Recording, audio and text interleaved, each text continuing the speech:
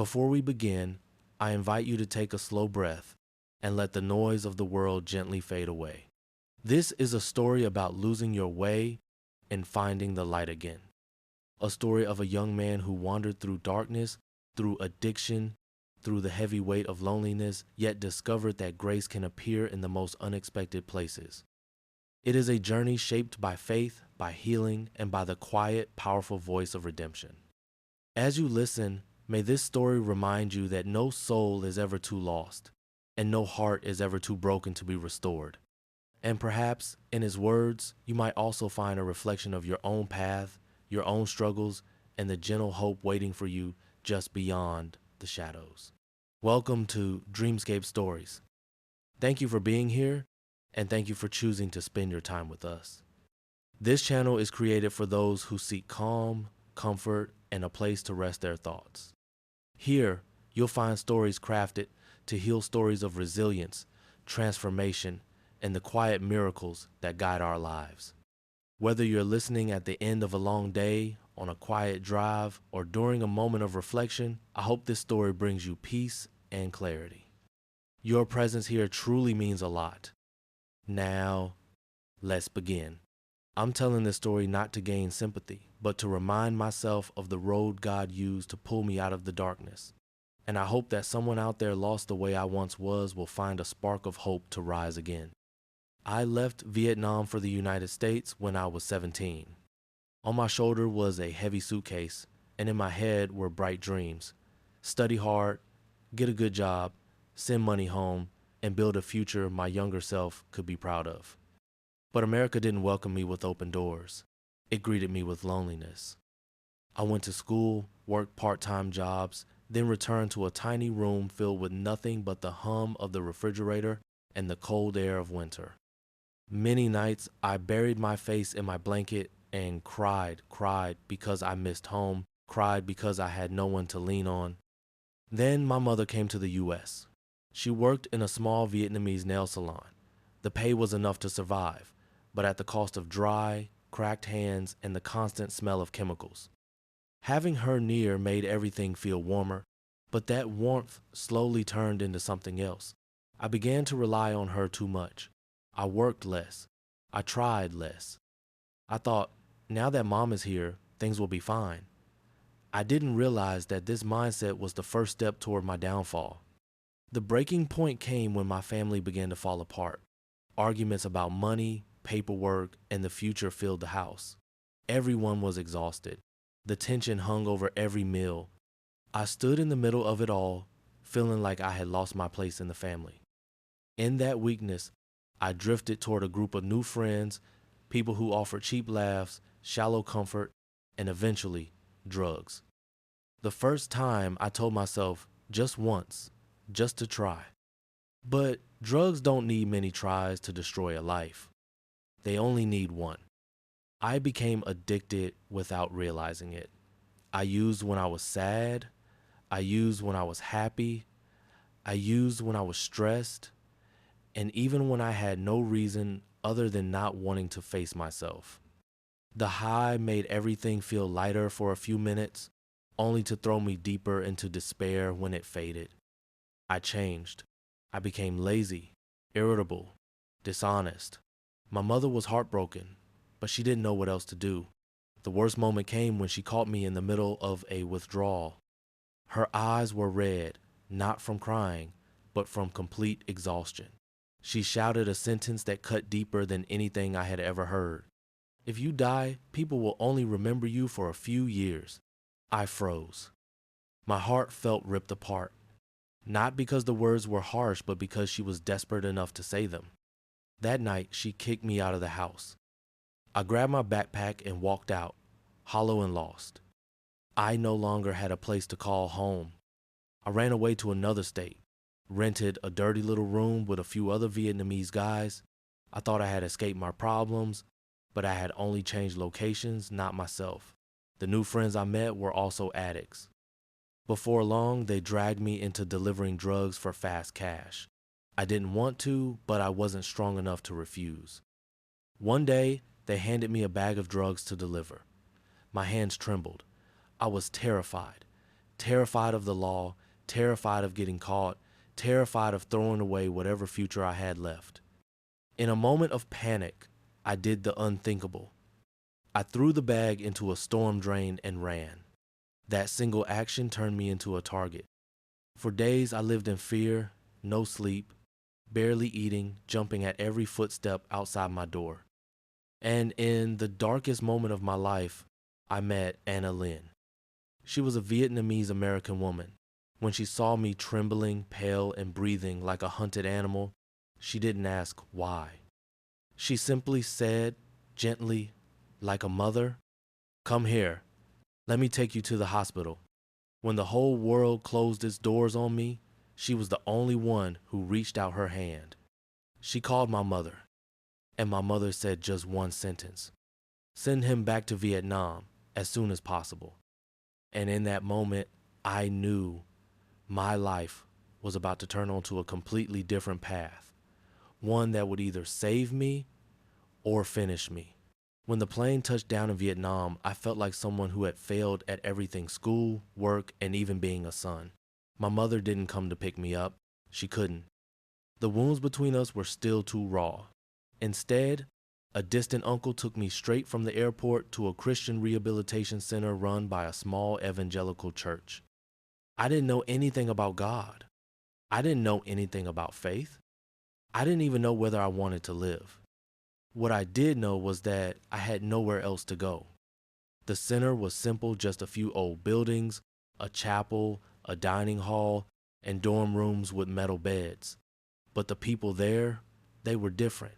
They didn't look at me with judgment or disgust. Many of them were former addicts themselves: old, young, rich, poor, men who had lost their families, boys barely out of high school, and some who had survived what I was going through now. On my first night, the pastor gathered all the newcomers in the chapel. He prayed over us. I sat in the back, arms crossed, head down, thinking this was pointless. But as the pastor spoke, something inside me shifted: not a miracle, not an epiphany, just a softening, a loosening of the knot that had been choking my heart for years. He said, "God doesn't ask where you've been. He asks if you're willing to walk with him today." Those words stayed with me long after the prayer ended. The first 2 weeks were the hardest. Withdrawal hit me like a storm. My bones ached, my skin crawled, and every cell in my body screamed for the drug. I cried in silence many nights, biting the blanket so no one would hear. But every morning, someone would shake my shoulder and say, "Come on, brother, morning service." And somehow, I stood up. We prayed. We sang hymns. We read scripture. We talked honestly, painfully, openly. For the first time in years, I wasn't hiding. One of the pastors, a gentleman named Pastor Min, took special care of me. He would sit beside me after the sermons and ask, "How's your heart today?" And somehow, those simple words made it easier to breathe. As the weeks passed, I began attending the evangelism classes, not because I believed, at least not yet, but because I wanted to understand the peace these people carried. They weren't perfect, they weren't saints, but they had light in their eyes, something I didn't have. Slowly, very slowly, I felt my walls start to crumble. One Sunday morning, as the congregation sang, "Amazing Grace, how sweet the sound," I felt my chest tighten and tears slid down my face before I even realized I was crying. I covered my eyes, embarrassed, but no one judged me. Someone simply placed a hand on my shoulder and whispered, "You're home now." Did I find God in that moment? Maybe not, but I think that was the moment God found me. Months went by. I began participating in more activities: Bible reading groups, counseling sessions, even chores around the center. And then something unexpected happened. The pastors discovered I spoke English. Soon they asked me to help translate when missionaries from the U.S. visited. For the first time since leaving America, I felt useful again. I stood beside American pastors during services, translating their sermons for the Vietnamese congregation.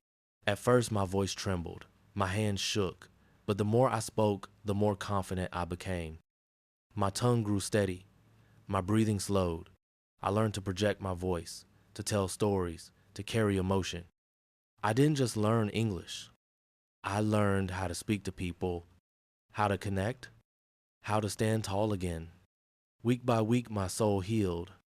Month by month, my mind cleared.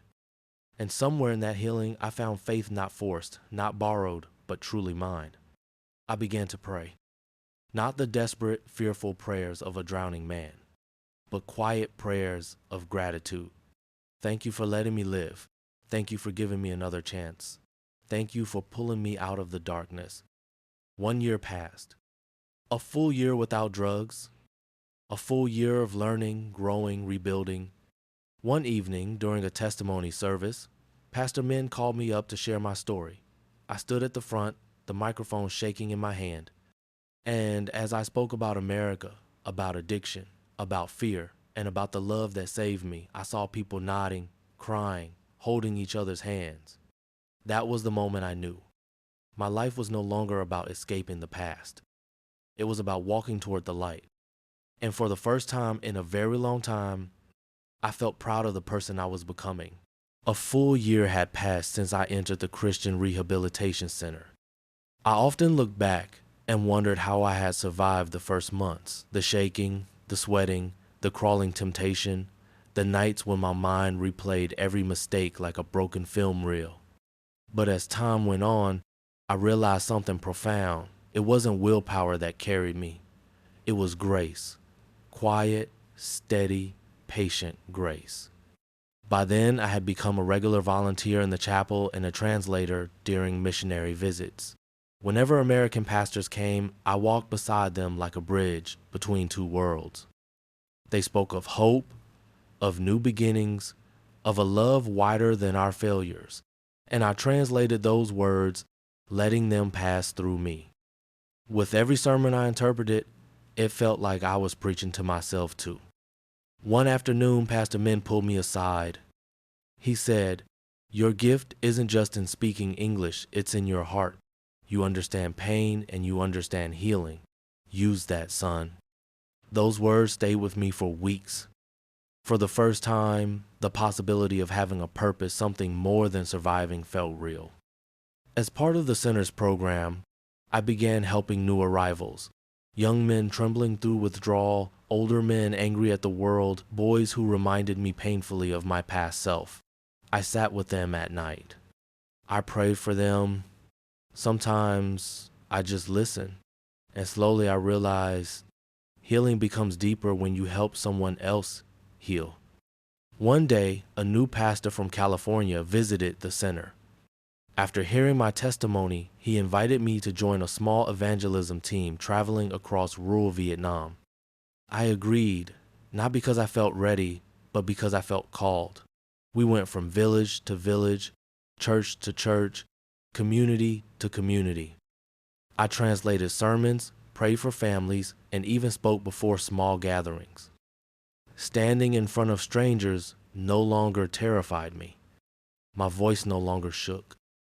I began to speak from a place of lived truth. And through every trip, every prayer, every testimony, I felt my soul being rebuilt brick by brick. But healing doesn't stop at the heart. It also requires facing the broken pieces of the past. One evening, after nearly a year without contact, I finally gathered the courage to call my mother. My hands trembled as I dialed. A part of me feared she wouldn't answer. Another part feared she would. When she picked up, she didn't say hello. She said my name, softly, carefully, Konha. I didn't expect to cry, but the moment I heard her voice, tears streamed down my face. I apologized over and over, words stumbling out of me like water from a cracked dam. I told her about the program, the pastors, the center, the work I was doing. I told her I was sober, that I was trying, that I was changing. She didn't speak for a long time. Then she said, "If God can forgive you, mer konda tucho kong." It was the first time in years that I felt something inside me snap open like a locked door swinging wide. That night, After the call ended, I knelt beside my bed in the dark and whispered, "Thank you, Lord, for giving me back my mother." From then on, our relationship healed slowly, cautiously, like a wound that finally stopped bleeding. She began calling twice a week. Sometimes she cried while listening to me talk about my volunteer work. Sometimes she simply listened, whispering prayers under her breath. For the first time, she was proud not of what I had achieved, but of who I was becoming. Near the end of my 12th month in the program, the leaders sat down with me to discuss my future. They believed I was ready to step back into society. But they also had a question for me, one I wasn't prepared for. "Would you consider returning to the United States?" My heart stopped for a moment. America, the place where I broke, the place where I failed, the place where I nearly died. I wasn't sure I wanted to return. But then Pastor Min said gently, "You don't need to go back as the boy who ran away. You can go back as the man God has shaped you into." Those words settled into my chest like a seed. I spent weeks praying, asking for clarity, asking whether I should go back to the country where everything fell apart or whether God wanted me to write a new chapter there. Eventually, the answer became clear. Not through a sign, not through a miracle, but through a quiet certainty. I was no longer running from my past. I was walking toward my future. My mother, now working steadily in the U.S., supported the decision. She told me the door was open and that this time we would walk the same direction, not against each other. On the night before my departure, the entire center gathered to pray over me. Dozens of men, brothers who had once been addicts like me, laid hands on my shoulders. Some cried, some smiled, some whispered blessings. And as the pastors prayed, a warm peace washed over me. Not excitement, not fear, just peace. A quiet voice in my heart said, "You were lost, but now you are found. Go and live the life I have prepared for you." And with that, I knew the boy who arrived broken had become a man ready to begin again. When I finished one full year at the Christian Recovery Center, my heart felt different, lighter, steadier, finally awake. I was no longer the boy who had run from everything. I was becoming a man who could finally stand still, breathe deeply, and face life with courage. The pastors often said, when God restores you, He never returns you to the place you were. He brings you to the place you were meant to be. And for the first time, I believed them. One quiet afternoon, Pastor Daniel called me into his small wooden office. Sunlight fell through the window behind him, forming a soft halo around his gray hair. He looked at me with a warm smile. "Son, you're ready," he said. "Ready for what?" I asked. "To step back into the world and not be afraid of it anymore." The center had planned a mission trip with several American pastors who were coming to Vietnam, and to my surprise, they asked me to join as an interpreter. Me, someone who once avoided even looking people in the eye, was now trusted to translate God's message to entire groups of believers. I felt nervous, but Pastor Daniel gently placed his hand on my shoulder. "You found your voice here. Now let God use it." When the American pastors arrived, I stood in the back of the chapel, watching them greet people with humility and kindness. One of them, Pastor John, approached me. "You must be men," he said, extending his hand. "I heard you've become quite the speaker." I laughed, embarrassed. "I'm just learning." He shook his head. "You're not learning, you're growing, and growth is harder than study." Working alongside them was like stepping into a new world. I translated sermons, testimonies, prayer sessions, but something else happened without me even noticing. I began speaking with confidence, not because I was strong, but because I felt carried, protected, guided. During one session, Pastor John preached about lost souls, about how God bends down into the darkest pits to lift someone back into the light. As I translated his words, I felt tears running down my face. They were my story. Every line echoed the journey I had lived. And yet, I didn't break down. I spoke louder, steadier, with a conviction that surprised even me. After the service, a young man came to me. He was trembling, eyes red, smelling faintly of the addiction I once knew too well. How did you escape it? He whispered. I placed a hand on his shoulder and gave the answer I never believed I would give. Because when I had no strength left, God carried me. For weeks, I traveled with the pastors. We went from small villages to crowded churches, from dusty roads to mountain communities.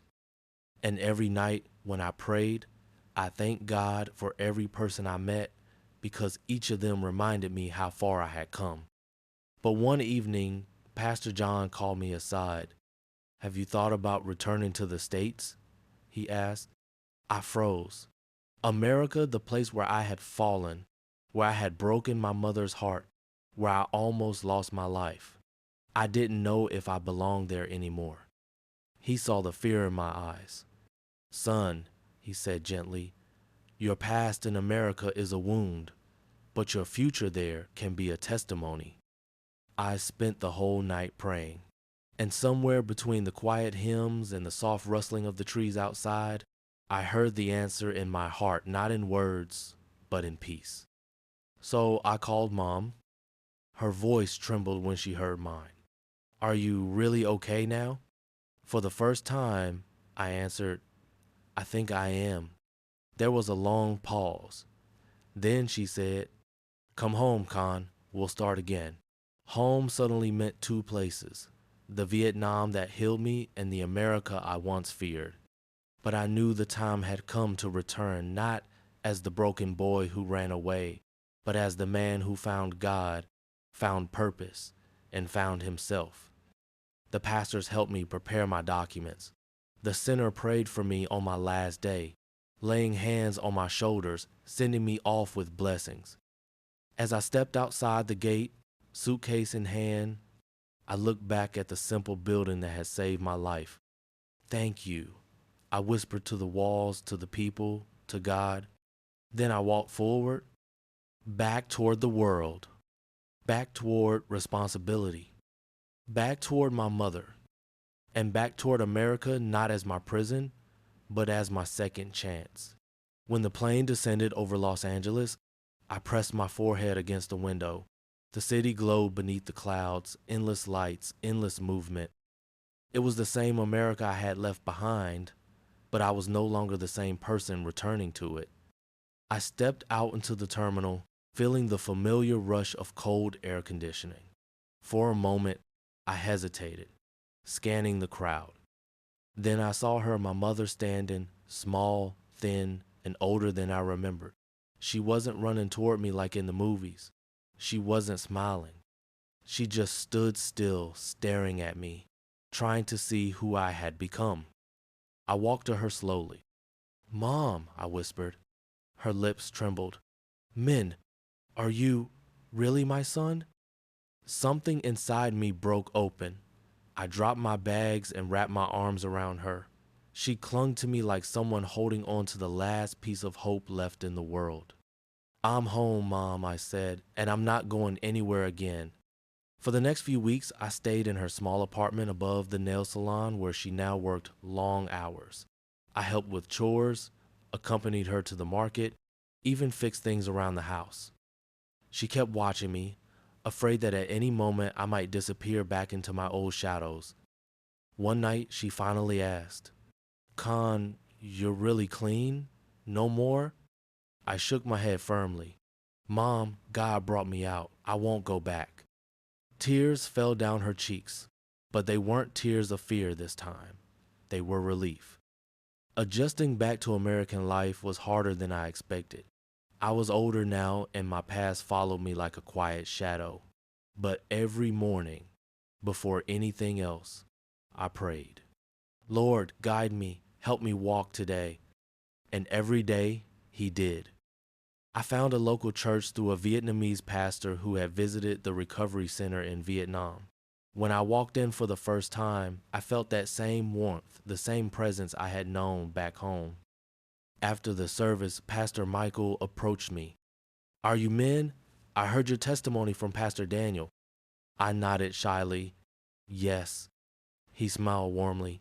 We could use someone like you here, someone who understands struggle and redemption. Soon, I joined the young adult group. At first, I sat in the back, quiet. But one evening, the pastor invited me to share a short testimony. My hands shook as I stepped forward. But when I began speaking, my voice found its strength not from confidence, but from truth. I told them about the loneliness, the addiction, the fear of dying far from home. I told them about my mother's breaking heart. And then I told them about the miracle how God had reached down when I thought I was beyond saving. When I finished, the room was silent. Then someone in the front row began to clap softly. Soon, the whole room joined in. I lowered my head, overwhelmed. After that night, people started approaching me. Some were struggling with addiction. Some were parents terrified for their children. Some just felt lost in life. I listened to each of them, really listened because I knew what it felt like to be unheard. In time, Pastor Michael gave me responsibilities, helping with youth gatherings, organizing community outreach, assisting visiting missionaries from Vietnam. My English improved again as I translated sermons. Every time I stood beside a pastor, interpreting their message of hope, I felt like I was walking deeper into the purpose God had prepared for me. But the biggest moment came unexpectedly. One Sunday, Pastor Michael asked me to give the main testimony of the service 40 minutes in front of the entire congregation. My legs felt weak, but he said, "Men, your story is not yours alone. It belongs to every person who needs to believe that change is possible." The sanctuary lights felt hot as I stepped onto the stage. Hundreds of faces looked up at me. I took a breath and began. I spoke not as a victim of addiction, but as a man saved from it. I spoke of God's grace, of new beginnings, of the love that chased me across 2 countries. I spoke of the boy who once wanted to die, and the man who now wanted only to live with purpose. When I finished, I heard sniffles across the room. My mother, sitting in the second row, pressed a tissue to her eyes. She looked proud, truly proud, for the first time since we came to America. After the service, she hugged me tightly. "You're not the same boy anymore," she whispered. "I hope not," I said. "I'm trying to be the man God is shaping me to be." Today, I continue to serve in the church. I help troubled youth, translate for mission teams, and share my journey with anyone who needs to hear that darkness is not the end. Life is not perfect, but I am no longer afraid of its imperfections. I wake up grateful. I walk forward with purpose. I hold my mother's hand when she's tired. And every night before I sleep, I thank the Lord for giving me another chance. Because once I was lost in addiction, fear, and hopelessness.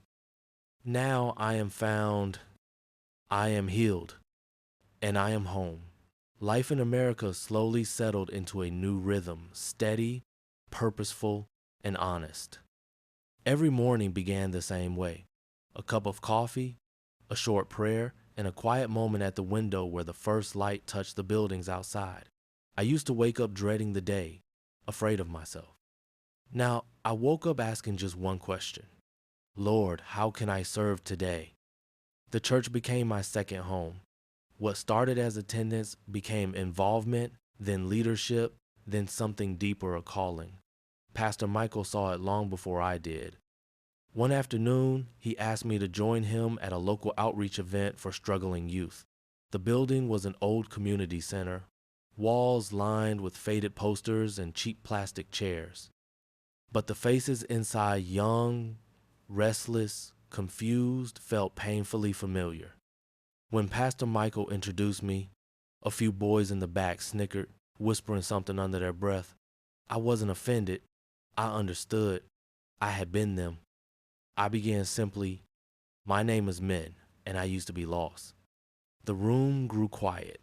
Slowly, I told him about the nights I spent alone, the fear, the addiction, the choices that nearly ended my life. I didn't sugarcoat anything. I spoke the truth raw, honest, and unfiltered. By the time I finished, the boys who had laughed were staring at the floor. One of them, a tall kid with trembling hands, approached me afterward. "Is it really possible to come back from all that?" he asked. I nodded. "If I can, you can. And you don't have to do it alone." He wiped his eyes and whispered, "I wish I had what you have." "You can," I told him. "All it takes is one step toward the light." That night, I felt something shift inside me. Not pride, not satisfaction, something holy. A sense that God had placed me exactly where I needed to be, not to escape my past, but to redeem it. Weeks turned into months. Outreach events grew into workshops. Workshops grew into conferences.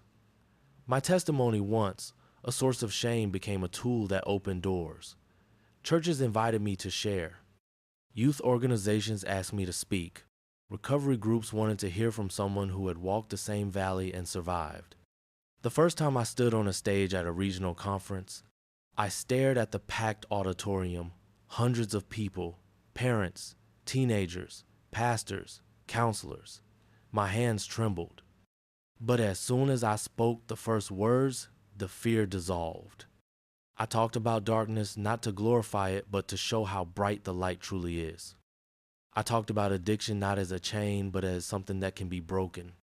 I talked about God not as a distant judge, but as a rescuer who stepped into the fire with me.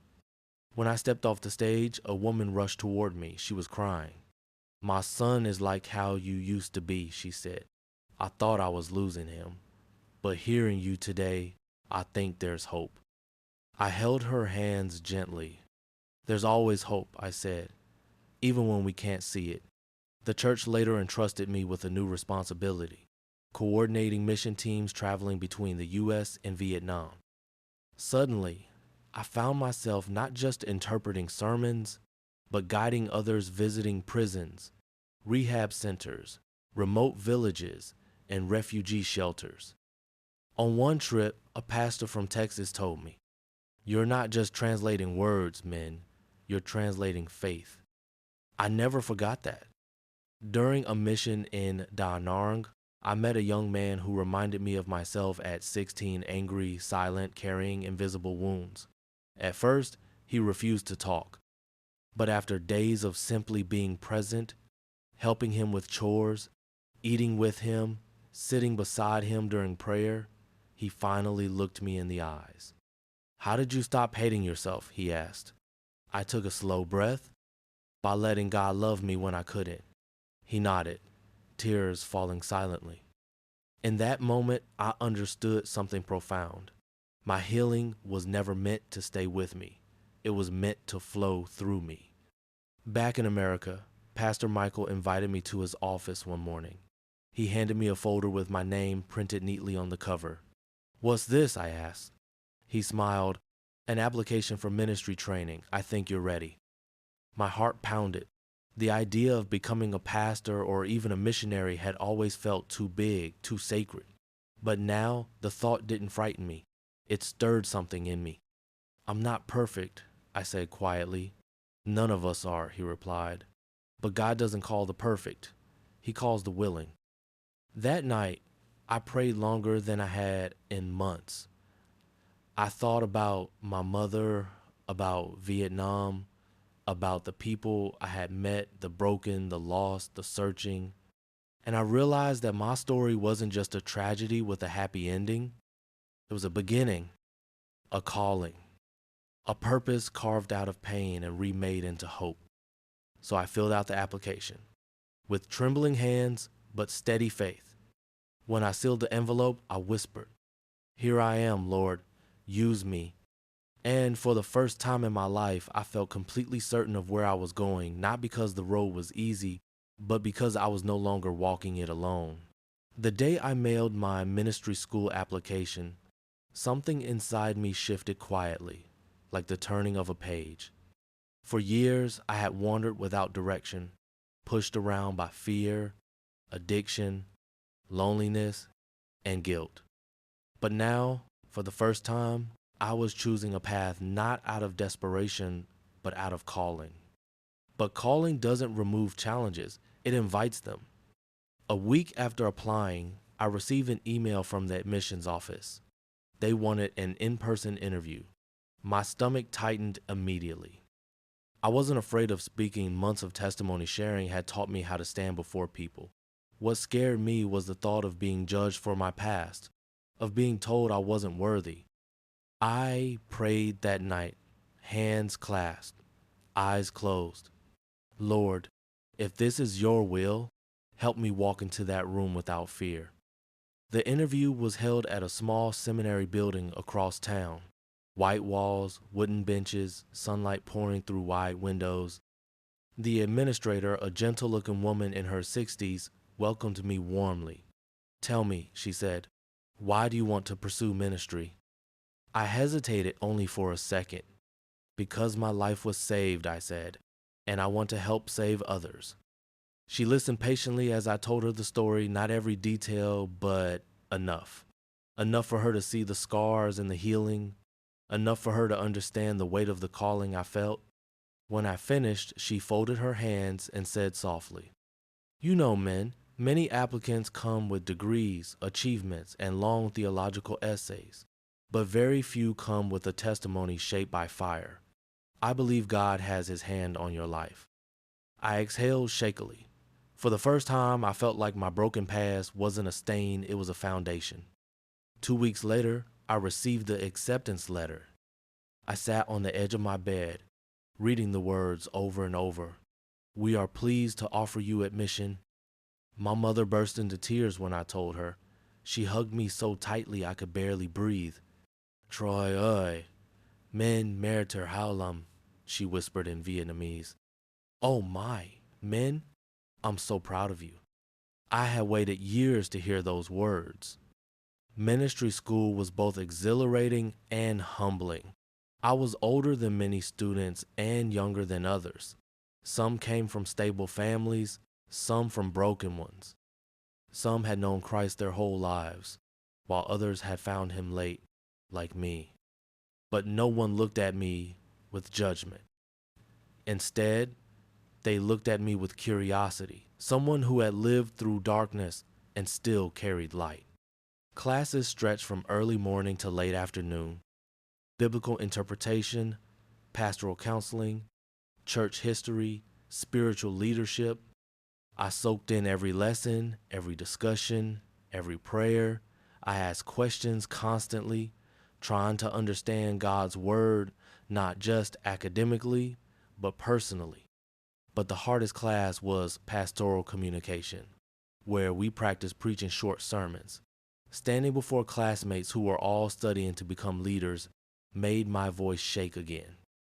Old insecurities whispered, "You don't belong here. You're not good enough. You're just pretending." But each time that fear rose, I remembered the boy who once hid in addiction and the man who had stood on a conference stage speaking hope. I remembered how God had lifted me from the pit. And slowly, my voice grew steady. One day after class, my professor approached me. "You have something rare, man," he said. "A sincerity people can feel. Don't lose that." Outside of school, I continued serving the church. I led a small group for young Vietnamese Americans struggling with identity and pressure. We talked about life, family, school, relationships, and faith. Many of them didn't know where they fit in American culture or Vietnamese culture. I understood that confusion deeply. In time, I became someone they trusted, someone they called when they needed prayer, someone they felt safe confessing their struggles to. And it wasn't because I was perfect.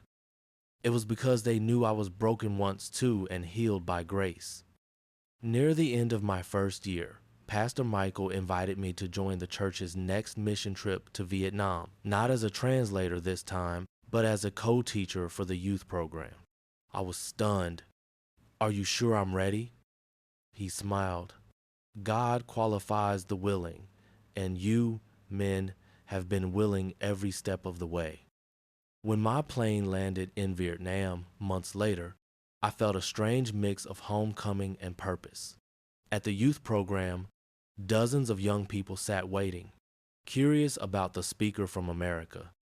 I wasn't a pastor yet. I wasn't a famous missionary. I was just a man redeemed by God's mercy. But when I stepped to the front and began sharing my journey, my failures, my healing, my faith, the room grew silent, eyes widened, hearts open. And for the first time, I felt not just useful, but called. That night, after the program ended, a teenage boy approached me with tears in his eyes. An men, he said softly, and mun tin vau chua nu an. Brother Min, I want to believe in God like you. My heart trembled. We prayed together under a dim ceiling fan while outside the streets buzzed with life. And as I placed my hand on his shoulder, I realized something. This was why I lived. This was why I survived. This was the purpose for everything I had endured. When I returned to America, Pastor Michael hugged me and said, "You're walking into your calling, men, step by step. Keep going." And deep in my spirit, I knew he was right. My journey wasn't finished. It was just unfolding. And the God who rescued me from darkness was now leading me into the light, one life, one voice, one soul at a time. My final year in ministry school began with anticipation and a quiet sense of weight. Everyone told me the last stretch was the hardest, not academically, but spiritually. God refines his servants in the fire, Pastor Michael once said. Before he sends you out, he strengthens the foundation beneath your feet. At the time, I didn't fully understand, but I would. Classes grew more intense. Advanced theology, pastoral ethics, crisis intervention, leadership practicum. I spent late nights in the library, reading scripture until the words blurred. It wasn't obligation anymore, it was hunger. I wanted to know God deeply, not just enough to preach, but enough to live unshakably.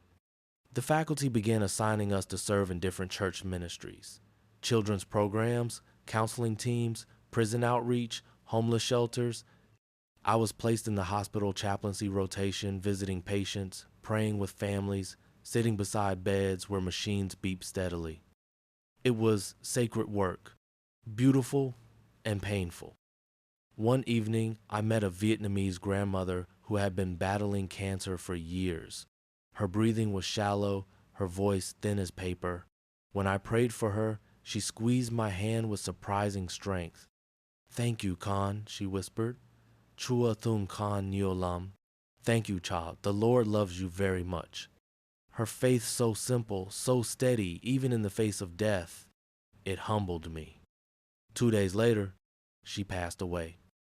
I cried for someone I barely knew, but it wasn't grief alone, it was revelation. Life is short.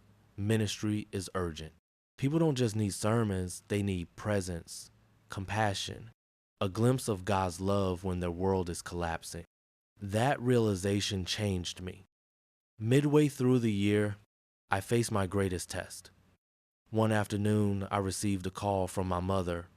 Her voice was shaking. "Men, your uncle in California was arrested." My knees felt weak. My uncle was the one who had helped bring us to America years ago. He had struggled with addiction, drifting in and out of trouble. I had prayed for him countless times. "What happened?" I whispered. "Mercombit," she said. "They said it's drug-related again." The words felt like a punch to the chest. Memories of my own past rushed back, the fear, the shame, the chaos. I had escaped that life, but someone I loved had fallen deeper into it. I felt guilt, confusion, even anger. Why him? Why again? Why now? That night, I sat alone in my room, lights off, staring at the ceiling. "Lord," I whispered, "why does this hurt so much? Why do you let those we love fall? What am I supposed to do?" Silence. Then a thought, gentle, steady. Do not carry this alone. Bring it to me. So I did. I prayed until dawn, prayed through tears, through frustration, through exhaustion, and slowly the fear loosened its grip. Peace didn't come all at once, but it came like a whisper in the storm. Be faithful, men, even when life is not. The next day, I visited Pastor Michael and told him everything. He placed a hand on my shoulder and said, "You're not failing, men. Pain is not failure. Compassion is not weakness. This is the fire that shapes a shepherd's heart." I took a deep breath, and for the first time in years, I didn't feel afraid of falling back into darkness. I felt anchored. 1 month later, the school announced a special event, Senior Preaching Night, where selected students would deliver their first official sermon before the entire seminary and church community. To my shock, my name was on the list. I stared at the announcement board, heart pounding. Many of the students chosen had grown up in church their whole lives. Some were children of pastors. Some had been preaching since they were teenagers. And then there was me, a former addict, a runaway, a survivor. When I told Pastor Michael, he smiled. "This isn't a mistake," he said. "You've been preaching long before this night." I spent weeks preparing my message. I prayed over every word, every verse, every sentence. I didn't want it to sound polished. I wanted it to be true. The theme I chose was simple: from darkness to light, the God who redeems broken lives. The night of the event, the church sanctuary was filled with hundreds of people, students, professors, pastors, families. When my name was called, I stepped onto the stage. The lights were bright. My hands trembled.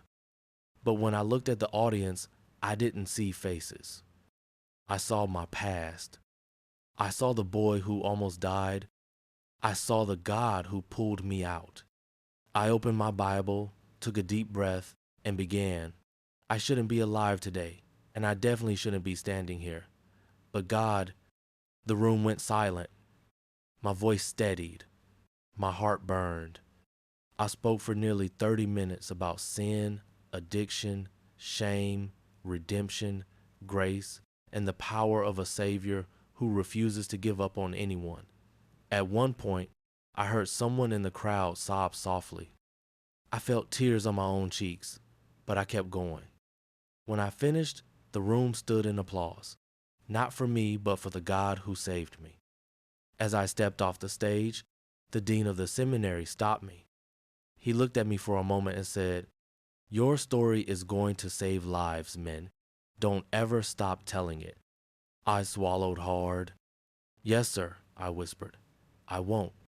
That night, lying in bed, I thought about everything: my journey, my failures, my redemption. And I realized something powerful. My calling wasn't just to preach. My calling was to give others the hope I once begged for. So I prayed again, not as a lost boy seeking rescue, but as a man ready to serve. "Lord, I give you my life, all of it, my past, my present, my future. Use me for your glory. Wherever you send me, I will go." And for the first time, I understood the full meaning of grace. I wasn't just saved, I was sent. Part 9. Returning to America, returning to purpose. When the airplane wheels touched the ground at LAX, I felt a strange tremble move through my chest. Part fear, part excitement, part a quiet confidence I had never known before. I wasn't the same boy who had left America in chaos. I wasn't running, hiding, or drowning anymore. This time, I was walking with purpose, walking with the strength God had rebuilt in me piece by piece. Anna Lynn was waiting for me at the arrival hall. The moment she saw me, she pressed her hands together with a warm smile, as if silently thanking God herself. "You look different," she said. "Peaceful, lighter." "I feel new," I replied softly. We drove through the familiar streets of California, the same streets where I used to wander in fear, wrapped in the fog of addiction. But today, they didn't feel dangerous or overwhelming. They simply felt like roads that could lead somewhere again. Over the next weeks, I stayed with a small Vietnamese Christian community that Anna connected me to. They welcomed me without questions, without judgment. They listened to my story, sometimes with shock, sometimes with tears, always with compassion. One Sunday morning, Pastor Thomas asked if I would share my testimony with the youth group. My heart froze. Public speaking? Me? I remembered the trembling boy who couldn't even look someone in the eye. But I also remembered the nights in Vietnam, standing beside missionaries, translating sermons, praying for strangers, feeling God's presence move through me like light. I remembered the strength He had given me when I had none. So I said yes. That afternoon, I stood in front of 30 young people, some bored, some curious, some carrying the same quiet pain I used to hide. My voice shook at first, but then something settled inside me. I spoke honestly, simply, without trying to sound impressive. I told them about America, about loneliness, about addiction, about waking up every morning wishing I hadn't. I told them about the night I thought death was easier than living.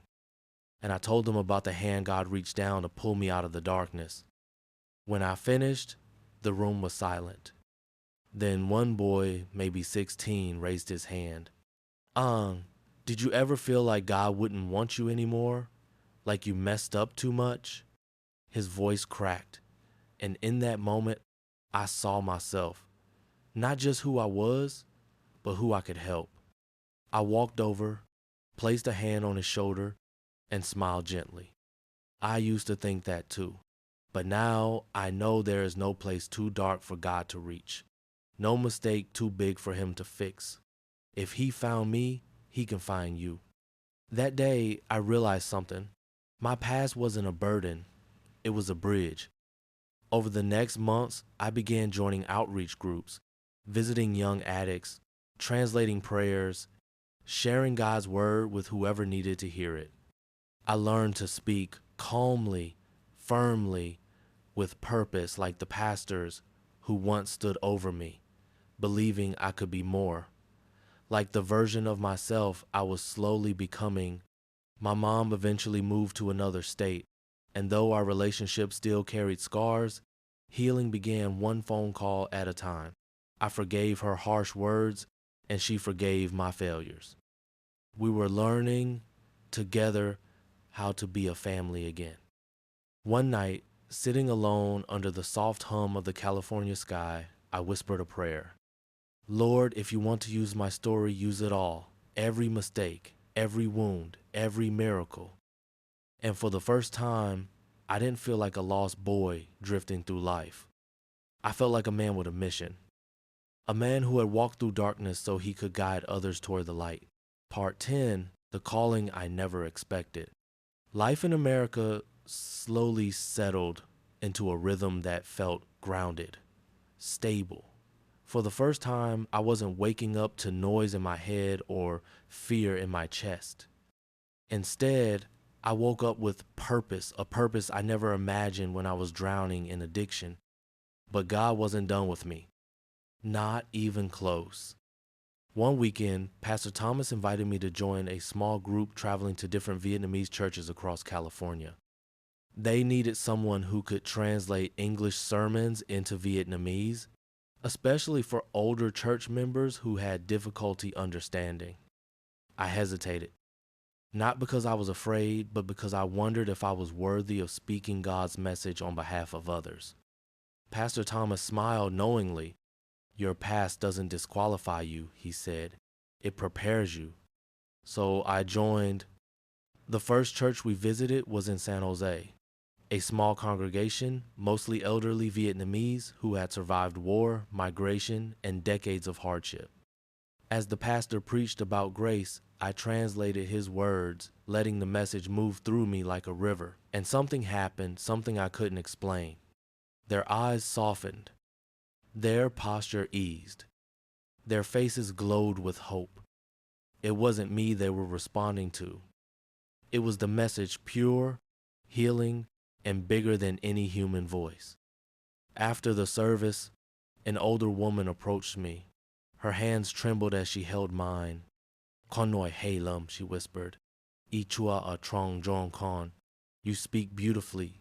God's intention is in your voice. I almost cried.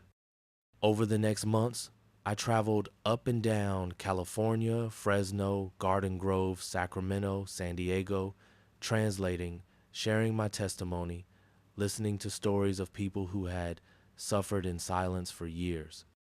Widows, factory workers, runaway teenagers, lonely immigrants. Some were on the edge of despair, others quietly longing for direction. I realized that pain spoke many languages, but hope spoke only one faith. One evening, after a long day of ministry work, I sat with Pastor Thomas outside a small cafe. The sun had dipped below the horizon, painting the sky with streaks of violet and gold. You know, he began slowly, God gives each person a calling. Not everyone recognizes it, but you're walking straight into yours. I swallowed. You think so? He nodded. You survived addiction not just to live, but to lead.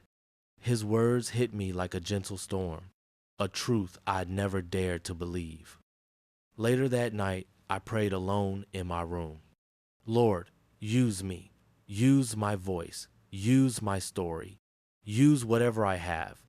If it's your will, I will follow. And for the first time in my life, I didn't feel insecure. I didn't feel lost. I didn't feel like a mistake. I felt chosen. From that moment, opportunities unfolded naturally. I joined Bible study groups. I helped counsel young Vietnamese kids who were drifting toward the same addictions that had swallowed me. Parents invited me to speak with their troubled teens. Community centers called me to share about recovery, faith, and rebuilding life after trauma. Every time I stood before a group, whether 5 people or 50, I spoke from my heart. I spoke as someone who had lived in the darkness and found light, as someone who had tried to run from God only to discover he was running after me the whole time. My voice grew stronger. My confidence deepened. My faith became unshakable. This wasn't the life I expected, but it was the life I was meant for. In helping others heal, I was healing too. And as I watched people wipe their tears during my testimony or nod silently during a translated sermon, I understood something profound. God had turned my greatest weakness into my greatest strength. My new life wasn't about escaping my past. It was about transforming it so no one else would have to walk that road alone. Part 11, the test of faith. With time, my life began to fill with responsibilities I had once thought belonged to other people, strong people, stable people, people nothing like the boy I used to be.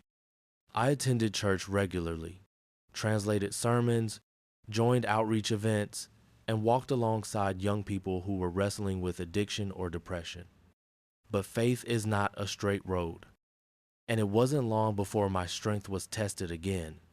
It started with a message from an old acquaintance, someone from the darker chapter of my past. He had found my social media account and reached out, asking if we could meet. He said he needed help, that he had no one else. Part of me hesitated. Another part, the part that remembered the weight of being hopeless, said yes. We met at a quiet cafe.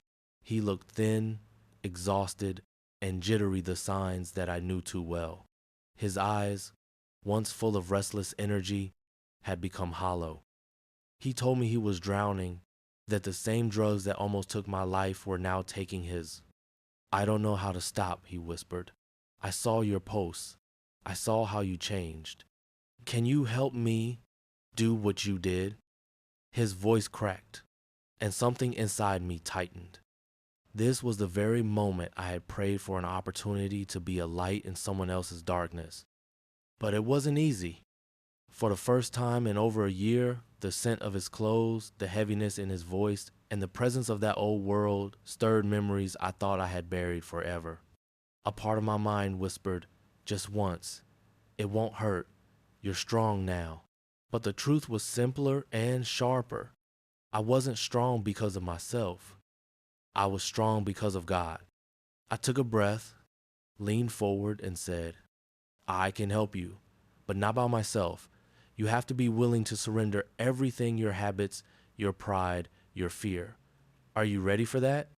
He nodded, tears building in his eyes. We spent hours talking. I shared the steps I took, the nights I prayed desperately, the months in the Christian Rehabilitation Center in Vietnam. I told him the truth. Recovery wasn't magic. It was battle won, fought every single day with humility and faith. When we finished, he agreed to let me take him to the church the next morning. I helped arrange counseling with Pastor Thomas and connected him to a support group. And slowly, over the following days, he began the same journey I once walked. But that meeting shook me deeply. That night, after dropping him off, I drove to the beach alone.